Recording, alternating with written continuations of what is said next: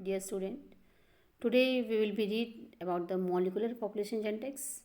This is a topic of unit 3rd from a paper, and the molecular population genetics having two topic. First is a pattern of change in the nucleotide and amino acid sequence, and second is the emergence of non-Darwinism, that means neutral hypothesis. आपको ये दो topic पढ़ने हैं. तो आज जो है today we will read about the pattern of change in the nucleotide and amino acid sequences. Okay, first of all, what is a molecular genetics? What is a molecular genetics? पहले ये क्या होता है? सबसे पहले what is a molecular evolution?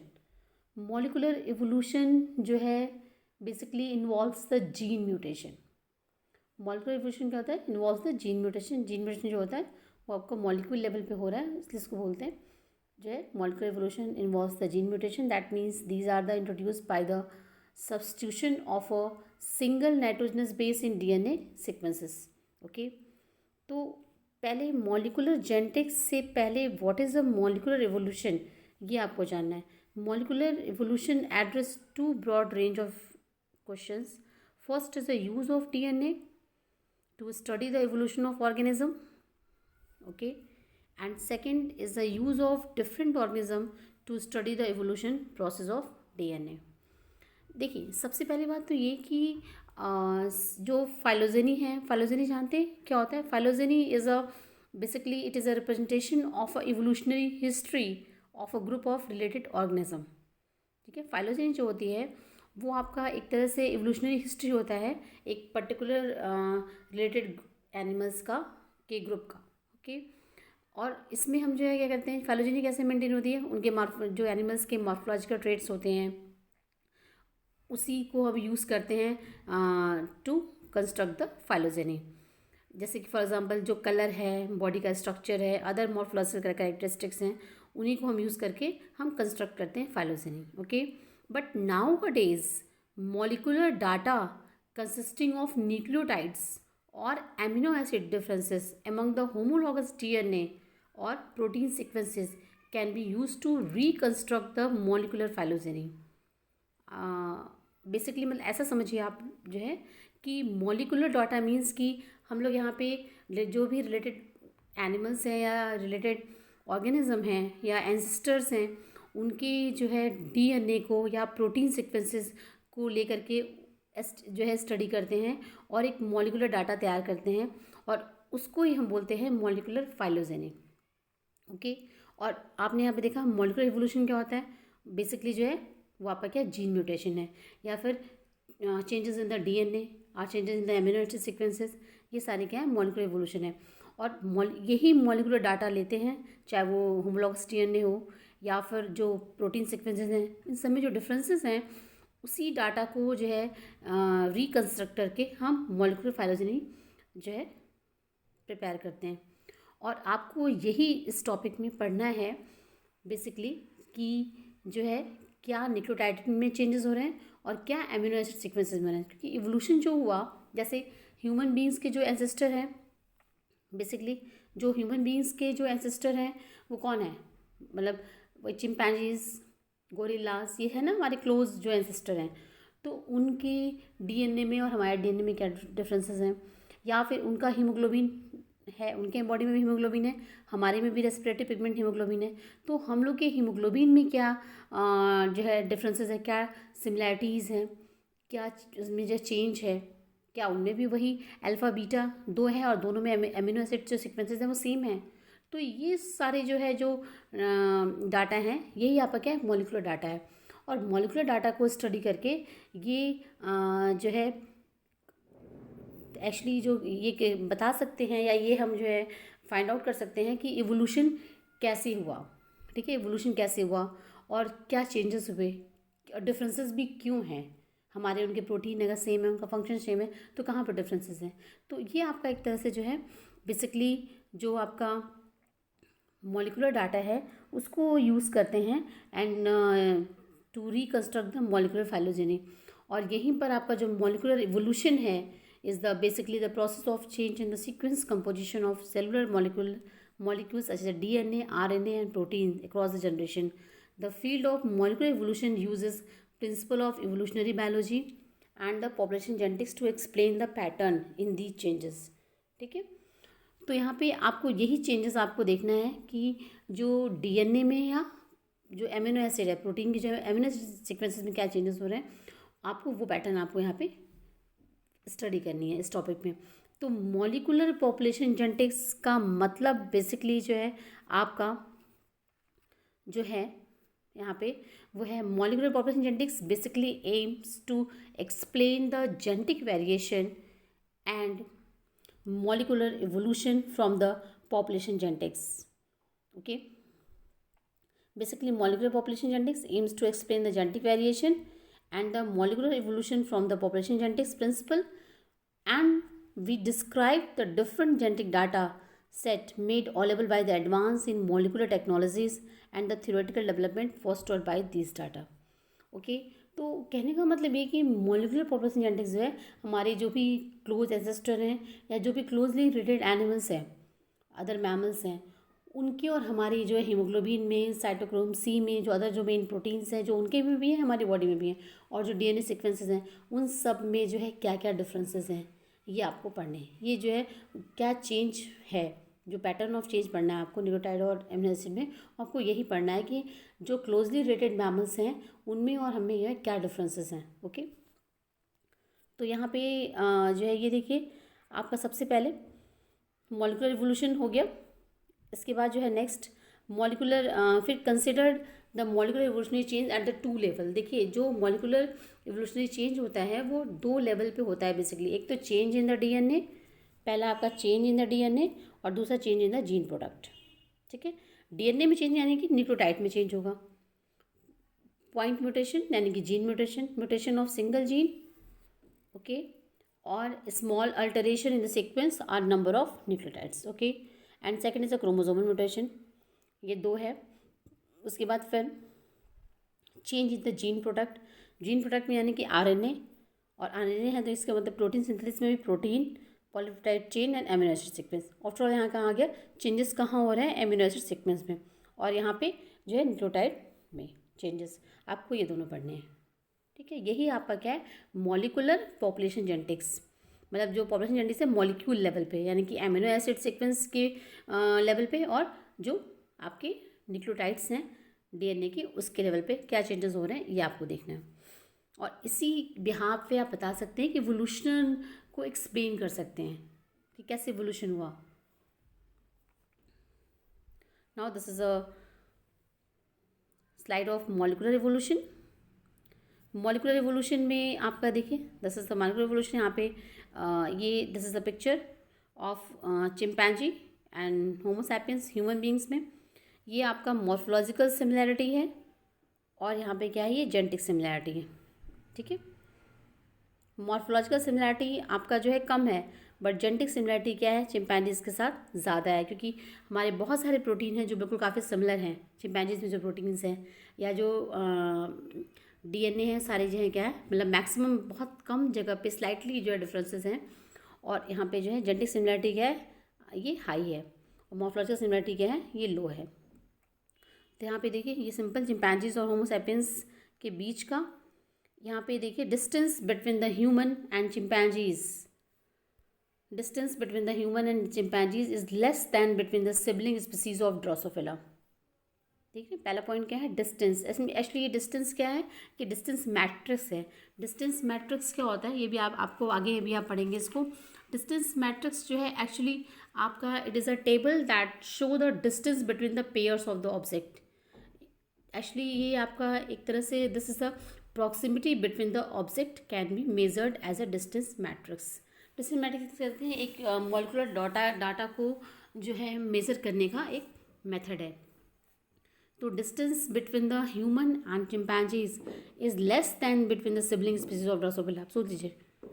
इसके बाद फिर कितनी सिमिलैरिटीज़ हैं कहने का मतलब. For example from a sample of 11 protein representing 1271 amino acids, only 5 differ between the human and chimpanzees.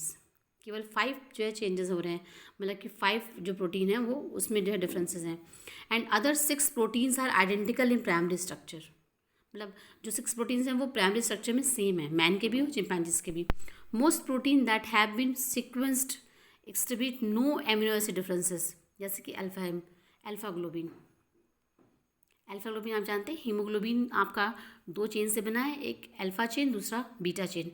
तो अल्फा चेन में जो है कोई आपकी जो है डिफरेंसेस नहीं है, ओके, चिंपैंजीज के और सब में है और अदर मैमल्स के साथ, लेकिन ह्यूमन और चिंपैंजीज में जो अल्फा हीमोग्लोबिन है, अल्फा चेन है हीमोग्लोबिन का, उसमें कोई डिफरेंसेस नहीं है एमिनो एसिड सीक्वेंस में। तो ये आपका जो है मॉलिक्यूलर इवोल्यूशन मीन्स जब हम डीएनए लेवल पे या प्रोटीन लेवल पे जब हम इवोल्यूशन को एक्सप्लेन करते हैं तो उसे बोलते हैं molecular evolution. Okay, this is a method of to calculate the molecular genetics. Actually ये आपके मेथड हैं, कुछ मेथड ऐसे हैं जो कंप्यूटराइज मेथड हैं, कंप्यूटेशनल मेथड है, जिसके थ्रू हम जो है जो हमारा मॉलिक्यूलर डाटा है, चाहे वो एमिनो एसिड सीक्वेंस हो, चाहे वो न्यूक्लियोटाइड हो, उन सब में जो चेंजेस हैं उसकी स्टडी करने के लिए। यहाँ पे देखिए लिखा है molecular phylogeny tree building method. इसमें आपका जो है mathematical and statistical method for inferring the divergence order of taxa as well as length of the branches that connect them. There are many phylogenetic methods available today. Most can be classified as follows. कैसे करते हैं, यहाँ पे आपका data type है, यहाँ पे characters, यहाँ पे डिस्टेंस, ये आपका जो है ऑप्टिमैलिटी क्राइटेरियन है, और दूसरा क्या है क्लस्टरिंग एल्गोरिथम है। इसमें आपका यूपीजीएमए मेथड है। यूपीजीएमए मेथड वो आपका क्या होता है, यूपीजीएमए मेथड आपका जो है एक्चुअली ये एक कंप्यूटेशनल मेथड है और and this is use to construct the such type of molecular phylogeny को हम जो है कंस्ट्रक्ट करने के लिए, मॉलिक्यूलर फाइलोजेनी को कंस्ट्रक्ट करने के लिए यूपीजीएमए मेथड यूज़ करते हैं, ठीक है। और ये जो आपका यूपीजीएमए मेथड है वो आपका जो है यहाँ पे देखिए नेक्स्ट, ये आपका unweighted pair group method using the arithmetic mean, ये फुल फॉर्म है यूपीजीएमए का। यहाँ पे ये types of data use in the phylogenetic inference, यहाँ पे देखिए डाटा है कैसे यूज़ करते हैं। एक है कैरेक्टर बेस्ड मेथड है, कैरेक्टर बेस्ड मेथड में यहाँ पे देखिए ये स्पीसीज है, इनके सब जो है आपके use the aligned character such as a DNA और protein sequences directly during the tree inference में हम यूज़ करते हैं, चाहे वो डीएनए सीक्वेंस हो या प्रोटीन हो। आपका स्पीसीज ए बी सी का सबका जो है ये एमिनो एसिड सीक्वेंस है। उसके बाद फिर यहाँ पे ये पहला मेथड है आपका कैरेक्टर बेस्ड मेथड है। दूसरा क्या है डिस्टेंस बेस्ड मेथड। अब अभी बताया मैंने आपको ना, ऊपर जो पढ़ा था आपने, डिस्टेंस जो चिंपैंजीज और ह्यूमन में क्या है बहुत कम है, लेस है, वो आपका डिस्टेंस मैट्रिक्स इसको बोलते हैं। Transform the sequence data into the pairwise distance, यानी कि dissimilarities and then use the matrix during the tree building, तो उसको बोलते हैं डिस्टेंस मैट्रिक्स मेथड। ये आपका डिस्टेंस मैट्रिक्स मेथड है और ये शो कर रहा है टेबल आपका कि जो species A B C D है उसमें कितना कम या ज़्यादा डिफरेंसेस हैं। ये जो वैल्यूज़ हैं वो बता रही हैं कितना कम या ज़्यादा डिफरेंसेस हैं, ठीक है। तो ये आपका जो है डाटा है जिसको कि हम यूज़ करते हैं फाइलोजेनिक इन्फरेंस में। अब यहाँ पे आइए डिस्टेंस मैट्रिक्स मेथड, हम कोई भी जो है ट्री कैसे कंस्ट्रक्ट करते हैं।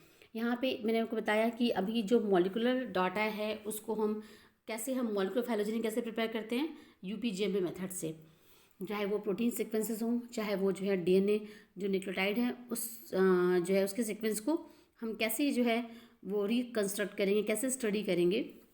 उसके लिए आपका सिंगल मेथड है UPGMA method, that is means unweighted pair group method using the arithmetic mean. ये आपका स्टेप जो है बेसिकली फर्स्ट स्टेप, जैसे मान लीजिए यहाँ पे compute the pairwise distance of all the protein. जैसे यहाँ पे प्रोटीन है 1 to 5 आपके प्रोटीन है, इनको हमने नंबरिंग कर दिया आपके टॉप से बॉटम तक। देखिए ये 1 नंबर का प्रोटीन है, ये 2 है, ये आपका जो है 3 है, ये 4 है, ये 5 है, ठीक है। टॉप से बॉटम तक में मैंने इनको नंबरिंग कर दिया। सपोज करिए आपके प्रोटीन है, प्रोटीन सीक्वेंसेस हैं, ये 5 टाइप के प्रोटीन यहाँ लिए गए। अब ये फर्स्ट स्टेप हो गया, इनको नंबरिंग कर दिया। फिर सेकेंड जो है यूपीजीएमए मेथड में क्या करते हैं, tree building method by the UPGMA. इसमें देखिए पहले find the 2 protein with with the smallest pairwise distance, जिसमें कि मतलब सबसे स्मॉलेस्ट पेयर है, मतलब स्मॉलेस्ट जो है पेयर वाइज डिस्टेंस क्या है, कम है।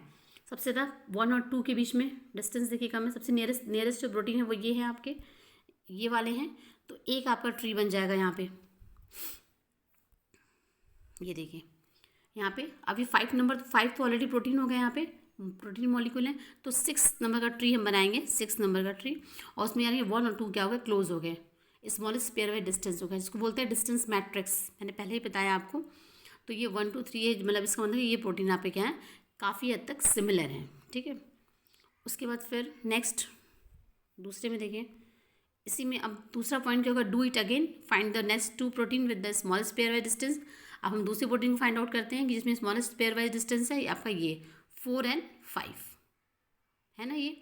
तो जो नेक्स्ट ट्री बना 7 नंबर का ट्री, जो 6 हम ऑलरेडी बना चुके हैं, 6 वाला बना चुके हैं, तो ये 7 वाला हो गया। 7 में क्या है, 4 और 5, तो 4 और 5 लिखा है ना, 4 5। इसके बाद अभी ट्री कंप्लीट नहीं हुआ है, ट्री में हम सारे प्रोटीन को लेंगे। अभी ट्री बिल्डिंग मेथड तीसरा आपका चौथा स्टेप है, कीप गोइंग द क्लस्टर। यहाँ पे देखिए कीप गोइंग द क्लस्टर। अब क्लस्टर करेंगे तो पहला आपका जो था वो 6 नंबर का पहला स्मॉलेस्ट पेयर वाइज डिस्टेंस था ये वाला। इसके बाद 7 नंबर का जो ट्री था उसमें आपका ये था 4 और 5 था। ठीक है। अब उसके बाद 8 बनाएंगे जो इसके पास्ट है, मतलब इसके पास ही है ना, ये जो है आपका थर्ड वाला। तो थर्ड के लिए अभी हम ये 8 नंबर का ट्री बनाएंगे, 8 नंबर का। और 8 नंबर में आएंगे 3 को अलग रखेंगे क्योंकि 3 आपका सेपरेट है और 4 और 5 एक साथ हैं। 7 को यहाँ पे ऐड कर दिया, तो ये आपका ट्री बन गया। अब ये ट्री कंप्लीट हुआ, पूरे को अब एक सर्कल आपका पूरे का बनेगा ऐसे। देखिए नेक्स्ट स्टेप में क्या होगा, last cluster, this is our tree. ये ट्री है हमारा। देखिए अब पूरे को कैसे समराइज करेंगे, यहाँ पे अब 9 नंबर, ये 9 का जो बनाएंगे ये ट्री बनेगा। और इसके बाद ये डिस्टेंस मैट्रिक्स है, क्या बता रहे हैं आपको, डिस्टेंस मैट्रिक्स मेथड। ठीक है, to reconstruct the molecular phylogeny. Molecular level पे हम फाइलोजेनी, ये 5 प्रोटीन्स थे, उनको हम जो है स्मॉलेस्ट डिस्टेंस के अकॉर्डिंग पेयर वाइज हम उसको ट्री जो है कंस्ट्रक्ट कर रहे हैं। पहला देखिए, पहला हो गया 6 नंबर 1 और 2, उसी को हमने ऐड कर दिया। अब 9 में फ्रेश ट्री बना, 9 में देखिए वही 8 वाला जोड़ लिया पूरा, 8 में 3 अलग, 7 अलग, और 7 में 4 5 हमारे। अब ये पूरे को करना होगा तो ये 9 नंबर हो गया। ठीक है। अब ये देखिए, अब ये हमारा जो है मेन ट्री बन गया। अब ये आपका जो है यूपीजीएमए मेथड से ये आपका ट्री बन गया 5 प्रोटीन मॉलिक्यूल के लिए। अब इस जो डिस्टेंस मैट्रिक्स का मेथड को यूज़ करके जो ये बना हुआ है ट्री से, ये क्लियर होता है कि आपका जो है 1 और 2 में जो है काफ़ी क्लोज हैं, ये कम इसमें सिमिलैरिटी, कम जो है डिफरेंसेस हैं। 4 5 में भी कम है, लेकिन 1 2 से क्या है, ज़्यादा जो है डिफरेंसेस हैं। ओके, 3 आपका बिल्कुल सेपरेट है। तो इस तरीके से हम जो है ट्री बिल्डिंग मेथड जो है यूपीजीएमए से हम फॉर्म करते हैं। तो ये आपको पढ़ना नहीं है, ये मतलब बेसिकली आपको नोट्स में इंक्लूड नहीं करना है आपको। ये आपको मॉलिकुलर पॉपुलेशन जर्नीस में इसको इंक्लूड नहीं करना है। इसको मैंने आपको बताया है कि ये डिस्टेंस मैट्रिक्स मेथड है क्या, ये यूपीजीएमए मेथड है क्या। तो ये जो 4-5 स्लाइड है स्टेप वाइज जो ट्री कंसिडर कर रहे हैं, वो मैंने बस आपको समझाने के लिए इसमें इंक्लूड किया है। इसको आपको अपने नोट्स में या जो आप pattern of change in the nucleotide and amino acid sequence उसमें ऐड नहीं करना है। ये बस आप यूपीजीएमए मेथड आप समझिए कि इसको कैसे हम यूज़ करते हैं मॉलिक्यूलर डाटा को रिकंस्ट्रक्ट करने के लिए, या उनको हम जो है स्टडी करने के लिए एवोल्यूशनरी पॉइंट ऑफ व्यू से। ओके, क्या क्या सिमिलैरिटीज़ हैं डिफरेंट प्रोटीन्स में, या क्या क्या जो है आपके जो है डिफरेंसेस हैं। तो ये आप यूपीजीएमए मेथड को बस आप एक स्टेप लिखेंगे यहाँ पे, ये वाला जो है यूपीजीएमए मेथड को यूज़ करते हैं हम जो है आपको ट्री कंस्ट्रक्ट करने के लिए। आप एक जो है यहाँ पे बेसिकली बस इस वाले टेबल को आप इंक्लूड करेंगे। ठीक है, यहाँ पे इस टेबल को इंक्लूड करेंगे। और इसके बाद मैंने आपको बस बताने के लिए ये मैंने 4-5 स्लाइड्स बनाई, ताकि जो है आप इसको समझ जाएँ कि यूपीजीएमए मेथड से कैसे हम जो है 5 अगर मॉलिक्यूल्स हैं प्रोटीन के, तो कैसे हम एक ट्री बनाते हैं उनकी जो है सिमिलैरिटीज़ या फिर डिफरेंसेस के बिहाफ पे। नाउ नेक्स्ट जो है आपका फर्स्ट, अब चलिए आपका जो टॉपिक है वो है pattern of change in the nucleotide and amino acid sequence. तो pattern of change in the nucleotide and amino acid मतलब बेसिकली जो प्रोटीन्स हैं, प्रोटीन्स में जो अमीनो एसिड सीक्वेंसेस हैं उसमें ही चेंज होगा, तभी जो है प्रोटीन आपका चेंज होगा और जो फंक्शन भी चेंज होगा सब कुछ। तो पहले हम स्टडी करते हैं हीमोग्लोबिन को। तो यहाँ पे इवोल्यूशन ऑफ हीमोग्लोबिन, बेसिकली जो हीमोग्लोबिन है आपका, वो हीमोग्लोबिन आपका, आप जानते हैं haemoglobin is the first protein used for the this purpose, मतलब ये मॉलिकुलर फाइलोजेनी के लिए या फिर मॉलिकुलर रिवोल्यूशन की स्टडी के लिए हीमोग्लोबिन पहला प्रोटीन है जिसको जो है स्टडी के लिए यूज़ किया गया। और हीमोग्लोबिन आप जानते हैं haemoglobin is found in RBCs of all the vertebrates, okay. And haemoglobin is a respiratory pigment. और हीमोग्लोबिन क्या है? Haemoglobin molecule is a tetramer formed of 2 alpha and 2 beta polypeptide chain, okay. 2 alpha 2 beta से बनते हैं। And some adult haemoglobin has delta chain instead of beta chain.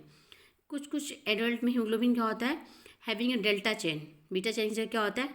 Delta होता है। 2 alpha और जो है 2 डेल्टा होते हैं। वेयर एज एम्ब्रियोनिक हीमोग्लोबिन, आपका ये पॉइंट यहाँ पर है, whereas embryonic hemoglobin has 2 gamma chain instead of beta chain, okay। in some,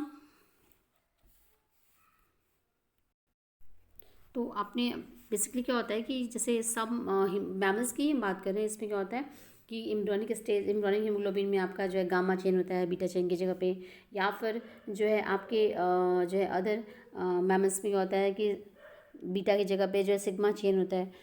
तो यहाँ पे आपका जो है हीमोग्लोबिन क्या है, होता टेट्रामर ज़रूर है, बट उसमें बीटा चेन की जगह पे जो है डेल्टा चेन हो सकता है, गामा चेन हो सकता है।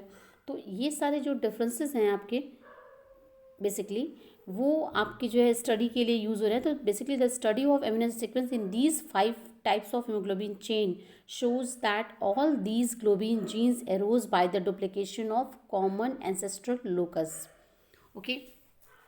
तो इसमें आप देखिए हीमोग्लोबिन में डिफरेंट भी कि कैसे कैसे मतलब टाइम के अकॉर्डिंग एवोल्यूशन हुआ और इसमें चेंजेस होते गए।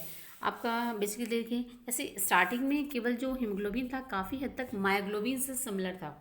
जैसे कि बेसिकली तो जो ओरिजिनल हीमोग्लोबिन मॉलिक्यूल था वो it was a unimer and chemically related to the myoglobin. Myoglobin जानते हैं ये भी आपका रेस्पिरेटरी पिगमेंट है, बट ये आपका कहाँ है? ये टिश्यूज़ में रहता है, ये टिश्यूज़ में ट्रांसपोर्ट करता है और स्टोर करता है ऑक्सीजन को, और जो आपका हीमोग्लोबिन होता है वो ब्लड में करता है, ठीक है। तो बेसिकली जो आपका हीमोग्लोबिन मॉलिक्यूल है ओरिजिनल मॉलिक्यूल, वो पहले क्या था? यूनिमर था, और केमिकली जो है वो आपका मायोग्लोबिन के जैसा ही सिमिलर था। बट जो है it is possible to establish a time scale for the evolution of haemoglobin chain. Haemoglobin chain में बहुत चेंजेस हुए। And Linus Pauling has estimated that one amino acid substitution has occurred every 7 million years। जो scientist थे उन्होंने जो है Linus Pauling has estimated that the one amino acid substitution का मतलब क्या होता है जानते हैं? रिप्लेसमेंट। यहाँ पे सब्स्टिट्यूशन का मतलब है रिप्लेसमेंट, ठीक है। Has occurred every 7 million years. तो यहाँ पे फर्स्ट आपका जो है ये देखिए, यहाँ पे इसको थोड़ा सा साइज में इनलार्ज करते हैं। ये देखिए एंसेस्ट्रल चेन, यहाँ पे टाइम दिया हुआ है 1 billion years ago, 500 millions, 200 millions एगो, 40 मिलियंस एगो। यहाँ पे 5 चेन दिख रहे हैं आपको। पहले मायोग्लोबिन जो स्टार्टिंग में हीमोग्लोबिन और मायोग्लोबिन क्या थे? आइडेंटिकल थे। यहाँ पे alpha chain, gamma chain, beta chain और डेल्टा चेन। यहाँ पे बेसिकली आपके जो है इन जो है 4 चेन को दिखाया गया है इसमें। और this is a molecular evolution of haemoglobin chain. मतलब इवोल्यूशन हुआ कैसे है, जो हीमोग्लोबिन का जो चेन है वो कैसे जो है आपका बीटा चेन जो है चेंज हो रहा है गामा में, डेल्टा में, इन सब में। तो जो स्मॉल सर्कल है, small circle and years represent the time when ancestral gene duplicated. जो स्मॉल सर्कल दिख रहा है आपको, ये वाले सर्कल सारे जो दिख रहे हैं, ये क्या शो कर रहे हैं? The small circle and the years, जो ईयर्स दिया हुआ है that represent the time when the ancestral gene are duplicated. वो डुप्लीकेट हुआ यानी कि चेंज हुआ। तो ये आपके जो है बेसिकली जो 5 टाइप के जो चेन दिख रहे हैं उसमें जो चेंजेस है, तो that is a molecular data, ठीक है। तो ये हीमोग्लोबिन में चेंजेस, हीमोग्लोबिन के चेन में जो चेंजेस कैसे हो रहे हैं, क्योंकि स्टार्टिंग में जो ओरिजिनल हीमोग्लोबिन था वो आपका जो है वो मतलब सिमिलर था, आइडेंटिकल था with the myoglobin, okay. Now the alpha chain differ from the beta chain at 77 sites. इसमें देखिए कुछ इंपॉर्टेंट पॉइंट्स भी हैं यहाँ पे, इसको साइज इनलार्ज करते हैं थोड़ा सा। ये आपका देखिए, the alpha chain differ from the beta chain at 77 site. Alpha chain जो है बीटा चेन से कितने साइट पे डिफरेंट है, 77 साइट्स पे जो है वो डिफरेंस है उसमें। And it is estimated that a second duplication of same locus led to differentiation of alpha beta genes about 500 million years ago when the first bonyfish appeared। मतलब जो पहली बोनीफिश अपीयर हुई होगी उस वक्त जो है पहला चेंज हुआ अल्फा बीटा जो है चेन में। Okay, during the mammalian evolution some 200 million years ago beta locus duplicated again to give rise the gamma gene that code for the foetal haemoglobin. मैंने आपको बताया ना कि फीटल हीमोग्लोबिन में क्या होता है, जो एम्ब्रियोनिक हीमोग्लोबिन होता है उसमें जो है बीटा चेन की जगह पे गामा चेन होता है। And delta chain evolved only about the 40 million years ago by the most recent duplication of beta locus। तो this occurred the prior to separation of old world monkeys, apes and the humans। तो इस तरीके से ये आपके amino acid sequence की study करके ये हो सकता है, मतलब ये हम एक्सप्लेन कर सकते हैं कि कैसे एवोल्यूशनरी पॉइंट ऑफ व्यू से कि हीमोग्लोबिन का जो चेन है उसमें कैसे डुप्लीकेशन हुआ, कैसे चेंजेस हुए। ठीक है, इसके बाद जो है सेकंड आपका क्या है, एवोल्यूशन ऑफ साइटोक्रोम सी। यहाँ पे इस एवोल्यूशन साइटोक्रोम सी को डिस्कस करने से पहले एक और चीज़ देख लीजिए यहाँ पे। This is the phylogeny of carp and the 4 mammalian species. ठीक है, ये आपका जो बेसिकली जो ट्री है, ये ट्री एक्सप्लेन कर रहे हैं जो है आपके डिफरेंट स्पीसीज में अल्फा चैन ऑफ हीमोग्लोबिन। ये अल्फा चैन में कैसे ये आपको डिफरेंसेस दिख रहे हैं, ये देखिए यहाँ पे the tree display the number of amino acid sequences या amino acid differences between the each of the species in the alpha chain of haemoglobin. यहाँ केवल हीमोग्लोबिन की अल्फा चेन में डिफरेंसेस दिख रहे हैं। यहाँ पे देखिए ये जो दिया हुआ है बेसिकली यहाँ पे बिलियंस ऑफ ईयर्स ये आपका दिया हुआ है, ये टाइम को डिनोट कर रहे हैं कि कब कब चेंजेस हुए इसमें। यहाँ पे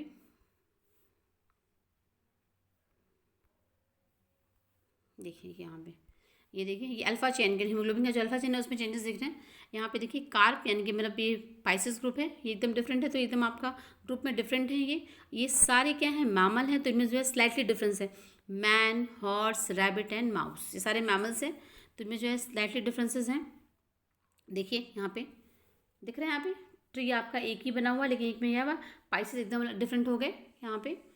और जो है आपका, और ये जो है आपका बेसिकली मैमल्स का ग्रुप है, ये आपका सिमिलर है, मतलब इसमें आपकी डिफरेंसेस बहुत ही कम हैं। तो ये आपका एक जो है टेबल है, एक फाइलोजेनिक ट्री है between the carp and the 4 mammalian species के बीच में about the alpha chain of haemoglobin. ठीक है, और यहाँ पे टाइम दिया हुआ है जो कि शो कर रहा है कि कैसे अल्फा चेन में चेंजेस हुए। Okay, now we will discuss about the second protein, cytochrome C. Okay, cytochrome C. Cytochrome C क्या है? साइटोक्रोम सी इज बेसिकली जो है is a small haem protein found loosely associated with the inner membrane of mitochondria. ये ठीक है, and as a key participant in the ATP synthesis. Cytochrome C जानते हैं आप, पूरा जो है रेस्पिरेशन में या रेस्पिरेशन प्रोसेस में यूज़ होता है, ये उसका मेजर रोल होता है। It is a act as a key participant in the ATP synthesis and major role in the cell apoptosis. Cell apoptosis जो है जानते हैं, प्रोग्राम सेल डेथ, उसमें भी इसका मेजर रोल है साइटोक्रोम सी का। And it is also act as a respiratory enzyme. तो साइटोक्रोम सी जो है बेसिकली आपका, cytochrome C is another evolutionary conservative molecule that act as a respiratory enzyme and it is formed of slightly over the 100 amino acids। कितने amino acid बना हुआ है? 100 amino acid से बना हुआ है ये। And some amino acid in the cytochrome C have not varied at all from mould to human. Basically जो मोल्ड है, मोल्ड मतलब मोल्ड क्या? It is a type of fungus from mould to human amino acids at 20 positions are unchanged. अगर हम बात करें तो fungus एक फंजाई से लेकर के मोल्ड से लेकर ह्यूमन तक में जो है एमिनो एसिड जहाँ पे 20 पोजिशंस क्या है अनचेंज्ड है, और बाकी जो है बाकी और जिस पे जो है चेंजेस होते हैं उसमें। तो it has been observe that the cytochrome C of closely related vertebrates, cytochrome C of closely related vertebrates either do not differ or differ only in the few amino acid residue। आपको समझ में आ रही बात? Actually जो closely related vertebrates में क्या है, या तो वो साइटोक्रोम सी में कोई डिफरेंसेस नहीं है, अगर थोड़ा डिफरेंसेस हैं तो क्या है बहुत ही कम एमिनो एसिड रेसिड्यू में डिफरेंसेस हैं। For example cytochrome of man and chimpanzees are identical in the composition. मैंने भी बताया आपकी दूसरी स्लाइड में था ना, उसमें चिंपैंजीज और मैन के बीच का डिफरेंस बताया था आपको कि बहुत स्लाइटली डिफरेंस है उनमें, क्योंकि वो हमारे क्लोजली एंसेस्टर हैं चिंपैंजीज जो है। उसके बाद फिर the greater or the phylogenic differences the more is differences in the cytochrome composition.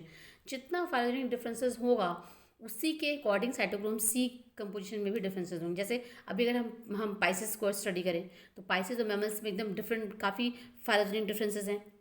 आपके पाइसेस क्या हैं फर्स्ट वर्टिब्रेट हैं, और हम लोग क्या हैं लास्ट हैं मैमल्स, तो एडवांस मैमल्स हैं। तो हम लोगों में क्या होगा, हम लोग साइटोक्रोम सी में ज़्यादा डिफरेंसेस होंगे। तो यहाँ पे ये सेकंड पॉइंट जो है वो क्या है आपका, कि अगर फाइलोजेनिक डिफरेंसेस ज़्यादा होंगे तो जो साइटोक्रोम सी है उसमें भी डिफरेंसेस क्या होंगे, वो भी ज़्यादा होंगे। यहाँ पे देखिए बेसिकली सॉरी, यहाँ पे ये 3 प्रोटीन के बीच जो है कंपैरिजन है। पहला है फाइब्रिनोपेप्टाइड, दूसरा हीमोग्लोबिन एंड तीसरा साइटोक्रोम सी। ये आपका जो है the rate of amino acid substitution over the time. Substitution का मतलब क्या होता है, रिप्लेसमेंट। मैंने आपको भी बताया सब्स्टिट्यूशन का मतलब जो है क्या होता है, रिप्लेसमेंट। ओके, अब इसमें देखिए एक्चुअली यहाँ पे 3 प्रोटीन्स हैं। पहला आपका है जो है फाइब्रिनोपेप्टाइड। फाइब्रिनोपेप्टाइड क्या होता है, it is a protein evolve very fast, इसका एवोल्यूशन बहुत जल्दी हुआ, और ये आपका स्मॉल प्रोटीन है that is involve in the blood clotting process. Blood clotting में आप जानते हैं ना फाइब्रिनोजन, याद आया कुछ ब्लड क्लॉटिंग में? तो बेसिकली जो प्रोटीन है ये आपका फाइब्रिनोपेप्टाइड कि आपका जो है ब्लड क्लॉटिंग प्रोसेस में जो है इन्वॉल्व होता है। ओके, सेकंड आपका हीमोग्लोबिन अभी मैंने डिस्कस किया, और तीसरा क्या है साइटोक्रोम सी।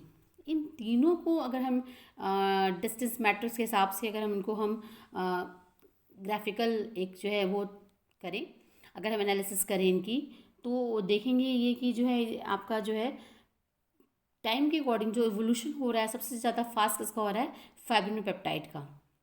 ठीक है, फाइब्रिनोपेप्टाइड आपका देखिए इसमें बेसिकली ये आपका comparison of average rate of amino acid substitution during the evolution of 3 different proteins is shown. Cytochrome C is being the most functionally constrained molecule evolves at the slowest rate. Fibrinopeptide being the most functionally unconstrained molecule evolve at the fastest rate. मतलब ये हम कह सकते हैं कि जो फाइब्रिनोपेप्टाइड है वो आपका जो है टाइम के अकॉर्डिंग जो है फास्ट इवॉल्व हुआ, और उसमें जो एमिनो एसिड जो सब्स्टिट्यूशन हुआ, जो है एमिनो एसिड का जो रिप्लेसमेंट हुआ वो सबसे ज़्यादा फास्ट हुआ फाइब्रिनोपेप्टाइड में। उसके बाद किस में हुआ, हीमोग्लोबिन में। अभी आपने पढ़ा ना 5 चेन दिख रहे हैं डिफरेंट आपके एनिमल्स में ही, सेम मैमल्स में भी क्या हो रहा है, कहीं पे बीटा चेन की जगह पे गामा है, कहीं डेल्टा है, इस तरीके से। और साइटोक्रोम सी, साइटोक्रोम सी को भी मैंने भी बताया कि साइटोक्रोम सी जो क्लोजली रिलेटेड एनिमल्स हैं, जैसे चिंपैंजीज और ह्यूमंस की बात करेंगे तो वहाँ पे क्या साइटोक्रोम सी में डिफरेंसेस नहीं है, आपके स्लाइटली डिफरेंस है। मंकी से कंपेरिजन करेंगे तो थोड़ा सा ज़्यादा डिफरेंसेस होगा, लेकिन अगर जो है अगर हम पाइसेस से करेंगे या एम्फीबियन से करेंगे तो डिफरेंसेस ज़्यादा होंगे। तो ये आपका जो है इसमें जो 3 बेसिक प्रोटीन हैं उनके एमिनो एसिड सब्स्टिट्यूशन में जो है आपका ड्यूरिंग द एवोल्यूशन ये आपका जो है तैयार हुआ है, ग्राफ है ये प्रिपेयर है। और इसमें आपका यही क्लियर होता है इससे कि इसमें जो न्यूक्लियोटाइड सब्स्टिट्यूशन है बेसिक जो एमिनो एसिड सब्स्टिट्यूशन है वो आपका फाइब्रिनोपेप्टाइड में सबसे ज़्यादा हुआ, फास्ट हुआ। ठीक है, उसके बाद हीमोग्लोबिन में, और साइटोक्रोम सी क्या है सबसे ज़्यादा आपका जो है काफ़ी स्लोवेस्ट रेट से उसमें इवोल्यूशन हुआ, तो फिर चेंजेस जो है कम हुए। ठीक है, तो ये आपका जो है इसमें आपके सारे मैटर्स को आप देख लेंगे, सारा मैटर स्टडी करेंगे, जो आपके ग्राफ के ऊपर नीचे जो आपके सारे मैटर्स हैं ये सारे मैटर्स, ठीक है, इसको आप पढ़ेंगे। ओके, इसके बाद जो है नेक्स्ट न्यूक्लियोटाइड सब्स्टिट्यूशन। अभी तक आपका क्या था, ये था changes in the amino acid sequence. Basically जो प्रोटीन था, तो जो आपके दो कॉमन प्रोटीन थे, एक तो आपका हीमोग्लोबिन, दूसरा क्या, साइटोक्रोम सी को स्टडी करके जो है, या मॉलिक्यूलर लेवल पे स्टडी करके कंपैरिजन करके देखते हैं कि इसमें जो है क्या चेंजेस हो रहे हैं, क्या चेंजेस हुए एवोल्यूशनरी टाइम में, कितने मिलियन ईयर्स में कहाँ कहाँ पे, मतलब किस किस पोजीशन पे कितना अमीनो एसिड जो है सब्स्टिट्यूशन हुआ। तो ये सारी जो है कंपैरेटिव स्टडी हुई।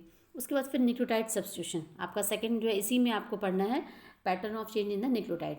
तो न्यूक्लियोटाइड सब्स्टिट्यूशन में क्या होता है कि जो न्यूक्लियोटाइड सब्स्टिट्यूशन है वो आपका बेसिकली जो है क्या है, न्यूक्लियोटाइड सब्स्टिट्यूशन मतलब कि जो है आपके जीन में changes. Nucleotide substitution is a non coding region of DNA between the human, chimpanzees, gorillas and orangutan and rhesus monkey over a over a 5.2 kb stretch of non-coding DNA is considered to be selectively neutral and constant over a time। यहाँ पे देखिए nucleotide substitution को देखिए, first आपका जो है यहाँ पे इंसुलिन जीन में, यहाँ पे जीन की बात कर रहे हैं, यहाँ पे इंसुलिन आपका कॉमन प्रोटीन है, जो है फर्स्ट प्रोटीन जो स्टडी के लिए यूज़ हुआ, प्राइमरी स्ट्रक्चर जिसमें जो है डिफाइन हुआ। Percent of nucleotide substitution among the gene in insulin family, जो इंसुलिन के लिए रिस्पॉन्सिबल जीन है उसमें आपका ये कंपैरेटिव स्टडी है। देखिए इसमें न्यूक्लियोटाइड सब्स्टिट्यूशन यानी कि न्यूक्लियोटाइड का रिप्लेसमेंट कैसे हुआ, pairwise comparison of genes. इसमें रैट जो है फर्स्ट और सेकंड, बेसिकली जो रैट है, रैट को जो है दो आपके रैट जो है लिए गए, रैट के जो है दो सैंपल्स लिए गए फर्स्ट और सेकंड करके, यहाँ पे rat first and rat second. इसमें ए बी पेप्टाइड दिया है, सी पेप्टाइड दिया है। ये तीनों क्या है, एक्चुअली तीनों ये आपका इंसुलिन का स्ट्रक्चर है। पहले आप इस टेबल के पहले आप इंसुलिन का स्ट्रक्चर देखिए, ये आपका इंसुलिन का स्ट्रक्चर है। ये एक्चुअली प्रो इंसुलिन है, क्या है, प्रो इंसुलिन है।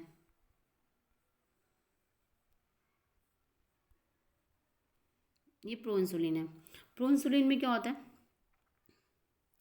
कि आपका जो है ए चैन है, एक आपका ए चैन है, एक बी चैन है और दूसरा ये सी चैन है, ठीक है। ये आपका जो है बेसिकली जो सी चैन है वो आपका कट हो जाता है और तब जाके आपका इंसुलिन बनता है, जो आपका बायोलॉजिकली एक्टिव होता है वो इंसुलिन बनता है। Actually insulin is composed of two peptide chain, one A chain and B chain, ठीक है। आपका जो ए चैन होता है वो आपका जो है basically having a 21 amino acid,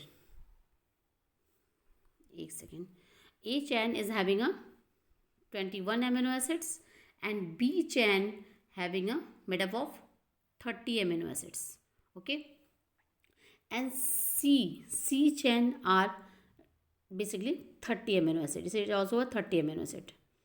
अगर हम ये बात करें तो प्रो इंसुलिन आपका पूरा क्या है, प्रो इंसुलिन आपका 81 अमीनो एसिड से बना होता है, प्रो इंसुलिन होता है जो आपका इनएक्टिव फॉर्म होता है। और जब ये यही सी पेप्टाइड जब अलग हो जाता है, कट हो जाता है ये, तो ए और बी क्या होते हैं आपके डाइसल्फाइड बॉन्ड से क्या होते हैं, जुड़ जाते हैं और आपका जो 30 अमीनो एसिड ये आपका अलग हो जाता है, सी चेन जो सी पेप्टाइड है वो आपका अलग हो जाता है, ठीक है। तो ये आपका बेसिक स्ट्रक्चर आता है ए और बी चैन का, जो है ये इंसुलिन का स्ट्रक्चर होता है। और इंसुलिन आपका कितने अमीनो से बना हुआ है, 51, 21 ए का और 30 अमीनो एसिड बी का मिल के इंसुलिन जो बनता है वो 51 अमीनो एसिड से बनता है। और प्रो इंसुलिन क्या है, वो आपका 81 अमीनो एसिड से बनता है, वो 30 अमीनो एसिड जो सी पेप्टाइड है वो अलग हो जाता है, तो आपका ये फंक्शनल इंसुलिन फॉर्म हो जाता है। तो आप यहाँ पे इंसुलिन फैमिली की स्टडी हम कर रहे हैं, इंसुलिन फैमिली के जो जीन हैं जो रिस्पॉन्सिबल है इंसुलिन के लिए, हम उसकी स्टडी कर रहे हैं। उसमें हम न्यूक्लियोटाइड सब्स्टिट्यूशन को स्टडी कर रहे हैं, किसमें, तो इसमें यहाँ पे हम मैमल्स को ही स्टडी कर रहे हैं, मैमल्स और एवीज को देख रहे हैं बेसिकली।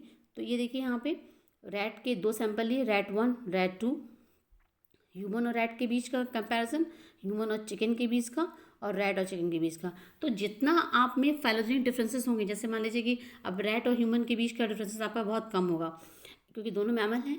आपका ए और बी पेप्टाइड आप समझ में आया, सी पेप्टाइड ये इंसुलिन का स्ट्रक्चर है, 3 चेन है, पर सी पेप्टाइड जब कट ऑफ हो जाता है, अलग हो जाता है, तो ए और बी चेन दोनों क्या होते हैं, अल्फा ए और बी चेन जो है आपके डाइसल्फाइड बॉन्ड से दो डाइसल्फाइड बॉन्ड से जुड़ के इंसुलिन का स्ट्रक्चर बनाते हैं। तो यहाँ पे सी पेप्टाइड में क्या चेंजेस हो रहे हैं ये देखिए आपका दिख रहा है सब में।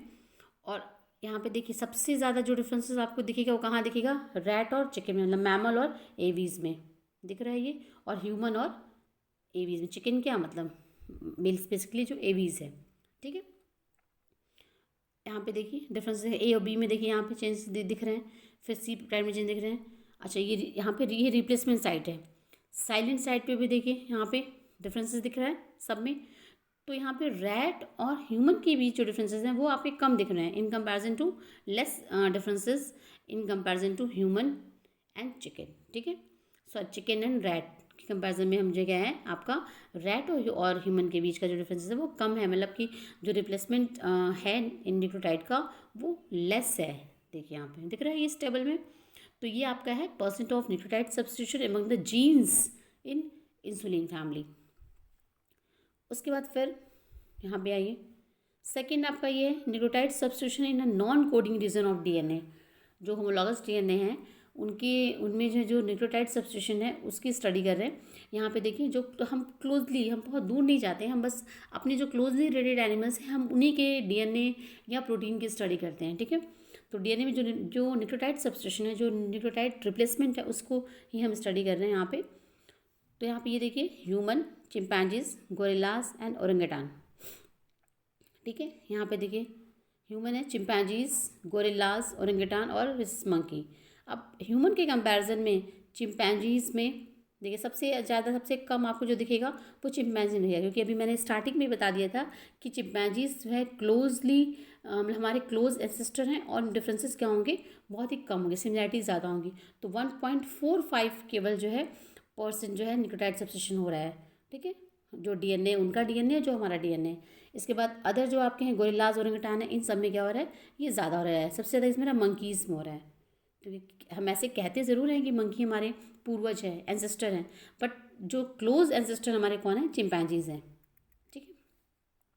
यहाँ पे देखिए, यहाँ पे ये परसेंट ऑफ इस जो है ग्राफ में देखिए, ये आपका जो है यूपीजीएमए मेथड यूज़ करके, मैंने आपको बताया था ना अभी, यहाँ पे यूपीजीएमए मेथड यूज़ करके आपका ये ट्री बनाया गया है। जैसे मैं अभी मैं बताया 5-6 स्लाइड में बताया था कि ट्री कैसे बनाते हैं। तो ट्री जो है सिमिलैरिटीज़ और जो है डिस्टेंस क्या है बिहाफ पे बनाते हैं, पेयर वाइज जो सिमिलैरिटीज़ होती हैं मिनिमम डिस्टेंस पे। तो यहाँ पे देखिए ये आपका परसेंट न्यूक्लियोटाइड सब्स्टिट्यूशन दिख रहा है, परसेंट न्यूक्लियोटाइड सब्स्टिट्यूशन। थोड़ा साइड जो स्लाइड को लार्ज करते हैं, ये देखिए यहाँ पे This is a phylogenetic tree for the human, chimpanzees, gorillas, orangutan and rhesus monkey was computed by the UPGMA method, ठीक है, using the data। यहाँ पे देखिए सबसे पहले ये आपका जो शो कर रहा है, ये चीज़ें जो शो कर रही हैं ये क्या है, ये परसेंट न्यूक्लियोटाइड सब्स्टिट्यूशन है, कितना परसेंट जो है न्यूक्लियोटाइड आपका सब्स्टिट्यूशन हुआ, यानी कि कितना न्यूक्लियोटाइड रिप्लेस हुआ ड्यूरिंग द एवोल्यूशन। तो ह्यूमन और चिंपैंजी की भी सबसे कम है 0.73, फिर ह्यूमन और गोरिल्ला का कंपैरिजन करेंगे 0.77, 1.50 ओरेंगेटान के साथ में, और जब रिसर्च मंकी से करेंगे कंपैरेटिव स्टडी तो कितना है, सबसे ज़्यादा 3.67 है। तो इतनी ये जो आपका this is the percentage of nucleotide substitution show कर रहा है। तो इसीलिए चिंपैंजीज क्या है हमारे क्लोज एंसेस्टर, क्योंकि हमें जो है बहुत कम डिफरेंसेस हैं, ठीक है। तो ये आपका न्यूक्लियोटाइड सब्स्टिट्यूशन जो हो रहा है वो जो है वो स्टडी है, आपका ये टेबल है और ये आपका जो है यूपीजीएमए मेथड के थ्रू ये ट्री है, ठीक है, फाइलोजेनिक ट्री बना हुआ है। यहाँ पे देखिए ये डिस्टेंस मैट्रिक्स बताया था मैंने अभी आपको। डिस्टेंस मैट्रिक्स क्या है, डिस्टेंस मैट्रिक्स जो है it is a table that show the distance between the pair of object, या फिर the proximity between the object can be measured as a distance matrix. एक तरह से कह सकते हैं ये ऐसा मेथड है जिसके थ्रू जो है हम जो पेयर वाइज डिस्टेंस होता है, स्मॉलेस्ट डिस्टेंस होता है उसके थ्रू हम ट्री बनाते हैं। तो डिस्टेंस मैट्रिक्स मेथड जो आपका यूपीजीएमए मेथड है, ये आपका कंप्यूटराइज मेथड है, कंप्यूटेशनल मेथड है, जिसके थ्रू हम मॉलिक्यूलर डाटा स्टडी करते हैं। तो यहाँ पे ये देखिए simple distance matrix between the species. अब यहाँ पे ह्यूमन और चिंपैंजीज में कंपोजिट करके देख रहे हैं, तो गोरिल्ला का कितना 1.54 है, और ओरेंगुटान के साथ 2.96 और ज़्यादा है, रिसस मंकी के साथ और ज़्यादा 7.53 है। दिख रहा है ये डिफरेंस सब में, क्लियर कंपैरेटिव स्टडी करेगा ह्यूमन चिंपैंजी की। यहाँ पे लिखा हुआ है एक्चुअली यहाँ पे basically the number of nucleotide differences separating gorillas from their common ancestor with the human and chimpanzees is 0.77. Okay, or half the average of difference separating gorillas from the human and chimpanzees composite is 1.544. ये दिख रहा है यहाँ पे ना, this is अ, तो ये आपका जो है टोटली आपका डिफरेंसेस जो है जो कि जो है डिस्टेंस मैट्रिक्स के थ्रू ये स्टडी करते हैं न्यूक्लियोटाइड सीक्वेंस को। तो ये आपका जो है पूरा न्यूक्लियोटाइड सबसे स्टडी करते हैं क्लोजली रिलेटेड एनिमल्स के बीच में। ठीक है, तो हम लोग ह्यूमन के डीएनए सीक्वेंस को और गोरिल्ला, ओरंगुटान, चिंपैंजीज और रहीसस मंकी, इनके जो है डीएनए को लेकर के न्यूक्लियोटाइड सीक्वेंस को स्टडी करते हैं और देखते हैं कि कितना न्यूक्लियोटाइड सब्स्टिट्यूशन जो है इवोल्यूशन में या इवोल्यूशनरी टाइम में चेंज हुआ या कितना रिप्लेसमेंट हुआ न्यूक्लियोटाइड्स में। तो ये आपके चेंज, और यही चेंजेस जो है आपके हम लोगों में डिफरेंस फॉर्म करते हैं कि वो ओरंगुटान है, वो गोरिल्ला है, और हम लोग क्या है human beings, Homo sapiens sapiens है। ठीक है, अब यहाँ पे देखिए एक यहाँ पे पॉइंट दिया cytochrome C sequence from 22 different species are have been studied, and 22 out of 104 position the same amino sequence found in all the protein। यहाँ पे देखिए, ये पढ़िए आप, ये पॉइंट आपका यहाँ पे जो है at 22 out of the 104 positions the same amino acid sequences is found in all the proteins। ठीक है, cytochrome C, for example cytochrome C of human, rhesus monkey differ at only one site. इसमें जो है क्या होता है कि जो साइटोक्रोम सी है, अगर हम स्टडी करें ह्यूमन और rhesus monkey के बीच में, तो rhesus monkey भी क्या है, क्लोज है हमारे, तो cytochrome C of human and rhesus monkey differ at only one site. Basically किस साइड पे, पोजीशन एट 66 साइट पर जो है वो बस डिफर है। Where a cytochrome C of horse and human differ at 11 sites. यहाँ पे ये पॉइंट मेंशन है, ये वाला पॉइंट यहाँ पे मेंशन है ये चीज़ कि साइटोक्रोम सी जो है जो अगर ह्यूमन और rhesus monkey का करें, कंपैरिजन करें, तो वहाँ पे जो है क्या हो रहा है, केवल एक पोजीशन पे, वन साइड पे जो है डिफरेंस है एमिनो एसिड में। और जब साइटोक्रोम सी हॉर्स के और ह्यूमन के बीच अगर हम वो करते हैं, स्टडी करते हैं, तो 11 साइड पर डिफरेंसेस केवल हैं, क्योंकि सारे मैमल्स ही हैं। तो मैमल्स के में क्या हो रहा है, डिफरेंसेस कम है साइटोक्रोम में। और जब यही फाइलोजेनेटिक ट्री आपका ज़्यादा डिफरेंस होगा, जैसे आप पाइसेस से करेंगे स्टडी या एम्फीबियन से करेंगे, तो साइटोक्रोम सी क्या होगा, बहुत सारे साइट्स पे उनके एमिनो एसिड सीक्वेंस में क्या होगा, चेंजेस होंगे, वो डिफरेंस होंगे। तो ये आपका जो है ओवर हो गया ये टॉपिक आपका, pattern of change in the nucleotide and amino acid. तो आपका जो न्यूक्लियोटाइड है वो आपका इंसुलिन जीन को आपने देखा, इंसुलिन जो जीन है, जो जीन रिस्पॉन्सिबल है इंसुलिन के लिए, उसमें चेंजेस देखे। और ये आपका सीधे डीएनए सीक्वेंसेस में जो आपके न्यूक्लियोटाइड सब्स्टिट्यूशन हो रहा है इवोल्यूशनरी टाइम के अकॉर्डिंग, उसमें आप देख रहे हैं ये सारे जो है आप ट्री। इसके अलावा आप यहाँ पे जो है प्रोटीन्स के एमिनो एसिड के सीक्वेंस की भी स्टडी हो रही है, उसमें आप देखिए अल्फा चेन में देख रहे हैं, हीमोग्लोबिन में डिफरेंसेस देख रहे हैं, और प्रोटीन में देख रहे हैं, जो 3 बेसिकली प्रोटीन्स है, फाइब्रिन पेप्टाइड, हीमोग्लोबिन और साइटोक्रोम सी। ये सारे क्या है, एवोल्यूशनरी प्रोटीन है, और इनमें जो है फास्ट एवोल्यूशन हुआ। तो ये सारे जो है आपके ये पूरे टॉपिक ये आपका हो गया। ठीक है, मॉलिक्यूलर पॉपुलेशन जेनेटिक्स।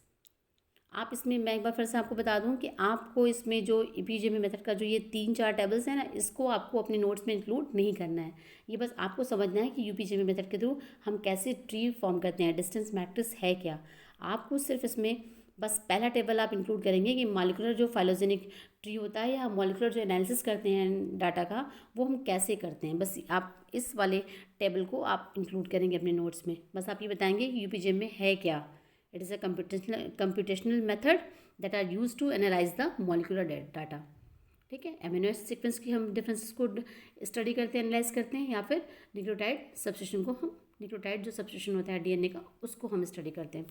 तो ये बस आप इस टेबल को इंक्लूड करेंगे, बाकी आप जो है बाकी जो 3-4 स्लाइड्स हैं इसको आप इंक्लूड नहीं करेंगे कि ट्री कैसे फॉर्म कर रहे हैं। तो मैंने बस आपके लिए, आपको समझाने के लिए मैंने इंक्लूड किया हुआ है। ठीक है, तो ये आपका हो गया। नेक्स्ट टॉपिक आपका क्या है, emergence of non Darwinism, that means that is a neutral hypothesis, वो आपको पढ़ना है। तो वो हम आपको नेक्स्ट क्लास में बताएंगे।